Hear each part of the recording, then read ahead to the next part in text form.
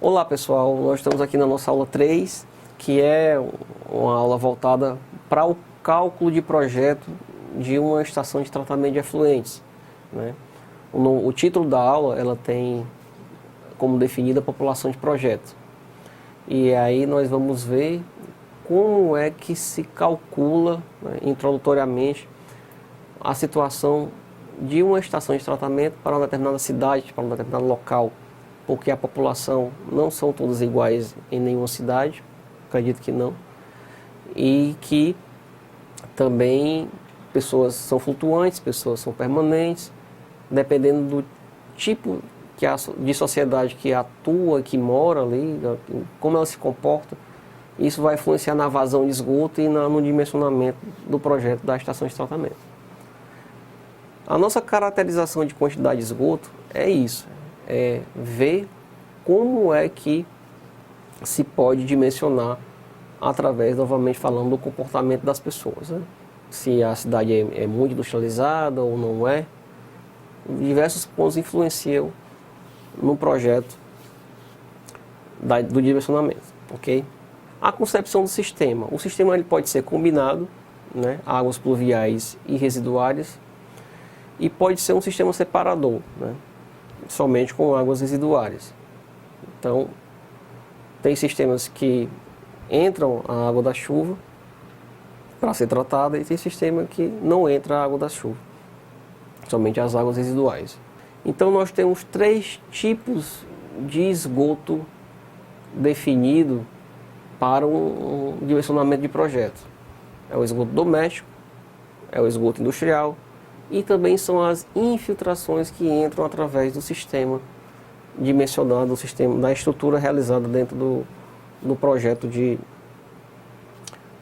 cálculo da vazão de esgoto, ok? Vamos falar um pouco de cada um deles e mostrar como é que eles trabalham, como é que se trabalha para entender a atuação de cada tipo de esgoto no cálculo de vazão, ok?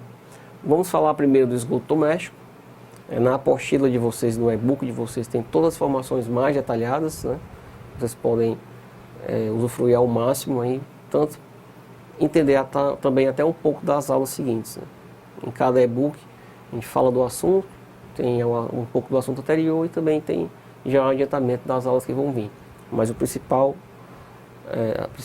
definição do e-book, né, do objetivo do e-book é da aula em questão. Então, o esgoto doméstico ele pode vir de domicílios, comércio ou instituições. E aí se tem o cálculo de vazão da água, que o cálculo de vazão da água vem através da população da área atendida, da cota per capita de água e do coeficiente de retorno de água. Isso aí, a gente vai se ter um coeficiente de variação de vazão, vazão máximo e vazão mínima. Por que você está falando de água? Nós estamos falando de efluente. Porque a água é onde o esgoto está dissolvido. Então, se vem água, vem efluente. Lógico, né? Isso dentro de uma estação de tratamento, dentro das vazões de esgoto, das coletas de esgoto sanitário de uma cidade, de uma área urbana ou rural.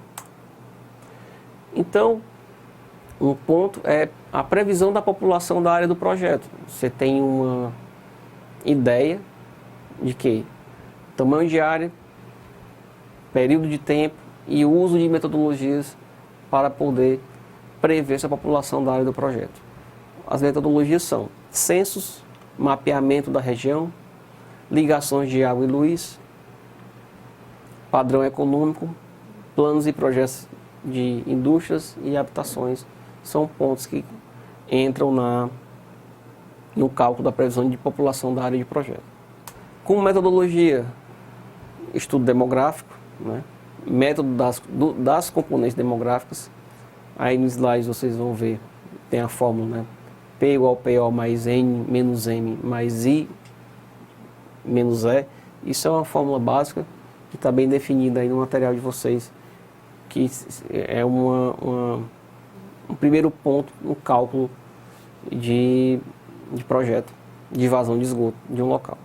Também nós temos métodos matemáticos, né? Método aritmético, método geométrico, método de taxa de crescimento decrescente e método da curva logística. No material tem falando, e a gente vai fazer mais um introdutório em relação ao estudo de equações e fórmulas do dimensionamento, né? Continuando dentro do estudo demográfico, né, vem o método da extrapolação gráfica, curva arbitrária, ajuste de dados já observados, dados à população de outras comunidades de maior número de habitantes, né? Você pode também pecar pelo excesso, fazer um projeto superdimensionado, mas que também não seja muito superdimensionado, mas um superdimensionado que atenda ao crescimento da população nos próximos anos, né?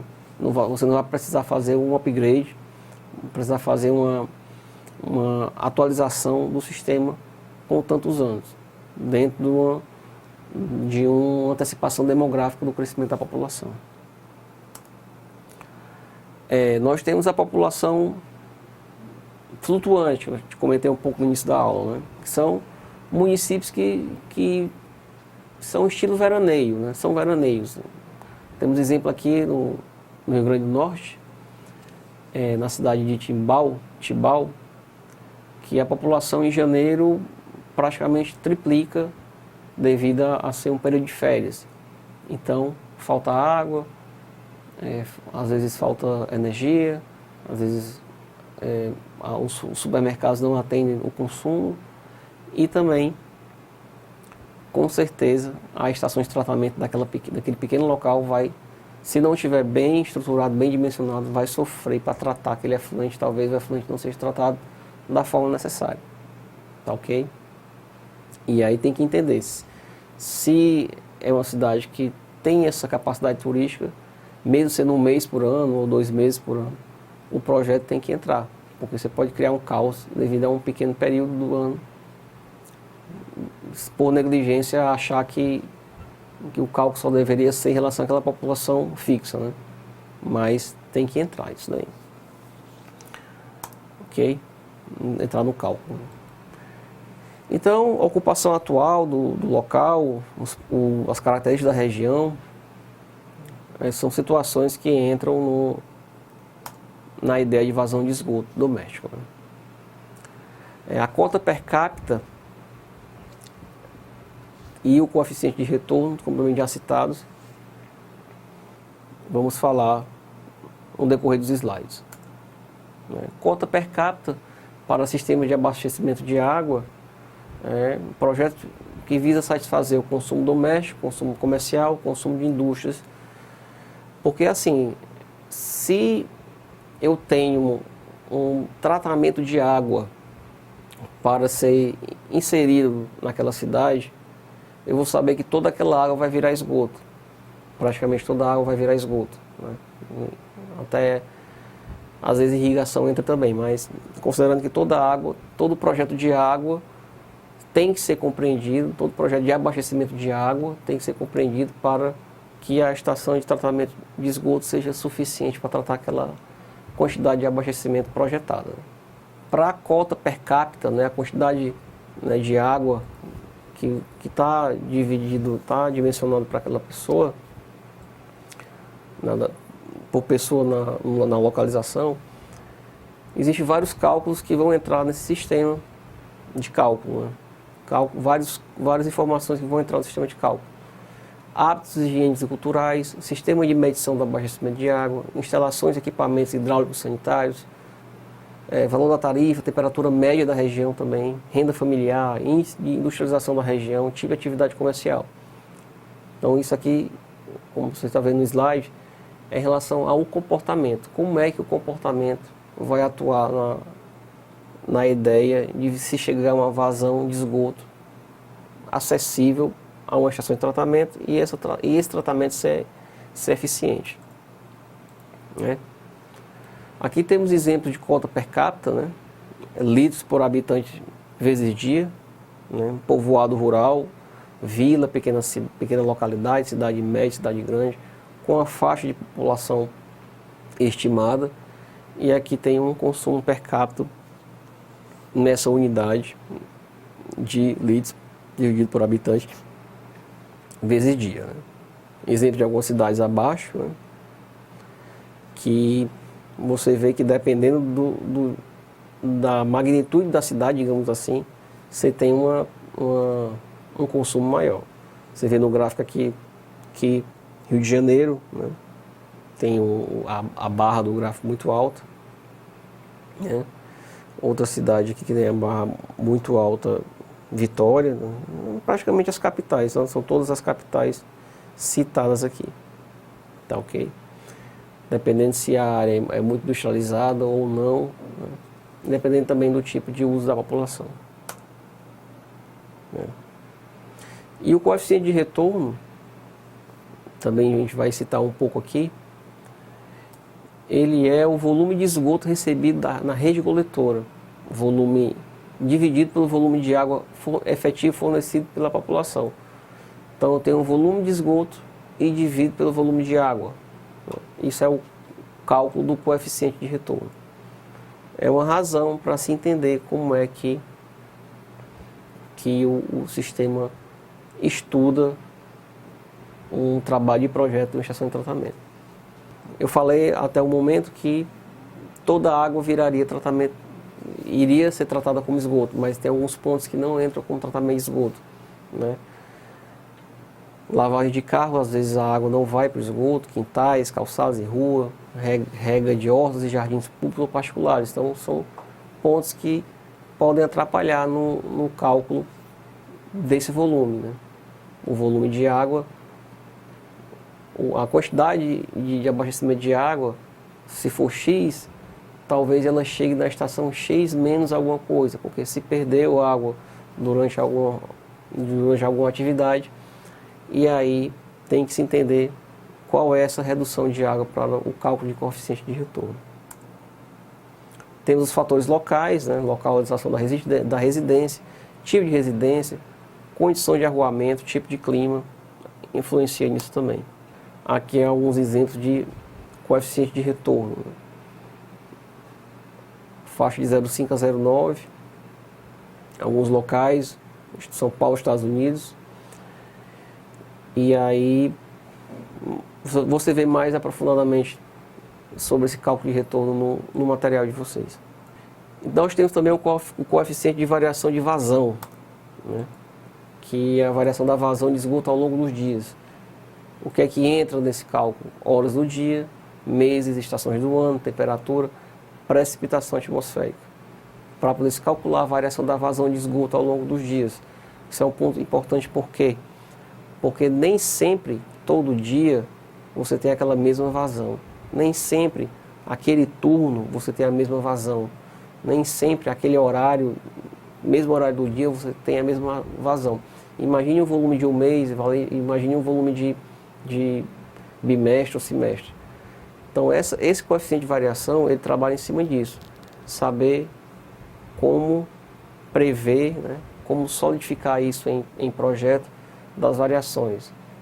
Você tem, por exemplo, uma empresa que ela trabalha em um turno de 6 às 12 da manhã, e você vai na estação de tratamento, você vê um volume de água muito forte, uma vazão muito alta, né? E no turno da noite, vespertino noturno, aquela vazão está mais baixa. Então a estação de tratamento ela tem que entender, né, dentro do conceito dela, essa variação para poder ter eficiência. Aqui temos o coeficiente de variação de vazão, são números já solidificados, né, já citados, que entram também nos cálculos. Né? K1, K2 e K3, vocês vão ver em algumas equações, também tem no material, e também vou falar isso em outra aula. Né? Você tem o coeficiente de vazão máxima diária, máxima horária e mínima horária. Se estuda o máximo de vazão, nem que seja 15 minutos durante um dia, mas naquele momento, se você não tiver estação de tratamento para aquela vazão, você pode ter problema de ineficiência e não tratar o esgoto da forma correta.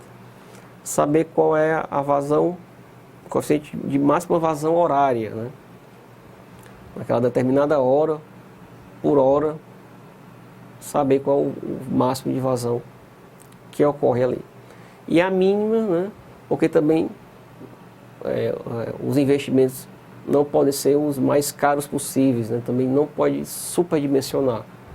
Tem que entender que tem também a vazão mínima, e se a vazão mínima, dentro do cálculo do coeficiente de vazão, for um número, uma constante maior, né, do que vazão máxima e vazão horária, com certeza se terá um trabalho de não investir tão alto em uma situação que ela é constantemente mínima, né, e às vezes máxima. Né, então pode-se projetar um tratamento lateral, somente um anexo, né, somente para aqueles períodos de maior alta, ao invés de fazer uma estação imensa, porque em pequenos momentos do dia, ou então em algumas poucas horas do dia, a vazão seja extrema, né. Produção de esgoto por atividades e usuários. Existem diversas estruturas, diversos geradores de esgoto para o local, e isso aí vai para a estação de tratamento, né. Residência urbana, residência popular ou rural, apartamento, escola, escola-internato, escola-externato, hotel sem cozinha, lavanderia, hospital, alojamento provisório, fábrica em geral, escritório, edifício público, restaurante ou similar, cinema, teatro e templo. Então, dependendo do tipo de gerador, a gente vai ter um volume, uma vazão diferente, né? Mas no final, todas as vazões vão se encontrar vindo das redes coletoras, ir para o interceptor, e se você só tem uma estação de tratamento, você vai receber todo esse esgoto. O importante é entender que o difícil, né, do conceito é calcular os momentos de variação. Então, a gente tende a diminuir esse estudo através de equações, né, através de aproximações, mas acaba que a curva de vazão ela oscila bastante, porque tem empresas que trabalham de noite, tem residências que às vezes tem negócios dentro da residência, e isso acaba oscilando muito as vazões esperadas, né? Temos também, além do esgoto doméstico, né, o esgoto industrial, o despejo industrial, também citei na aula passada, não foi na aula repassada, que vai depender de quê? Do porte das indústrias, dos processos, né? Se tem pré-tratamento, se tem reciclagem, e às vezes se ela tem estações de tratamento. Hoje a maioria das indústrias tem essas estações, mas tem algumas que mesmo tendo a estação, fazem somente um pré-tratamento e lança isso já pré-tratado para a rede de esgoto. Tem outras que os seus dejetos vão diretamente para a rede de esgoto municipal. Então, as empresas que têm um pensamento ambiental, elas possuem pelo menos um pré-tratamento na sua estação, ou então um tratamento completo na sua estação, dependendo do porte da empresa, né? Os despejos industriais, né? Consumo de água e geração de despejos. Se você tem uma indústria que consome muita água, como termoelétrica, por exemplo, você vai ter um problema de gestão, ou então um desafio de gestão em relação a isso, que a água que está sendo utilizada, ela não vai para depois de utilizada, vai para um tanque, vai para o reservatório e vai voltar para a população sem um tratamento, não vai voltar para o sistema de reuso sem um tratamento, não. Se ela for tratada internamente, ela pode até ser reutilizada dentro da empresa, mas poucas empresas fazem isso, né?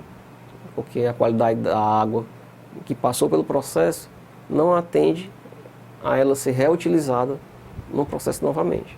Então, o consumo de grandes indústrias hoje é um grande desafio, porque às vezes a água que deixa de ir para uma residência vai para uma indústria, e aí deixando a população às vezes mais carente sem água, e a indústria recebendo uma grande quantidade de água para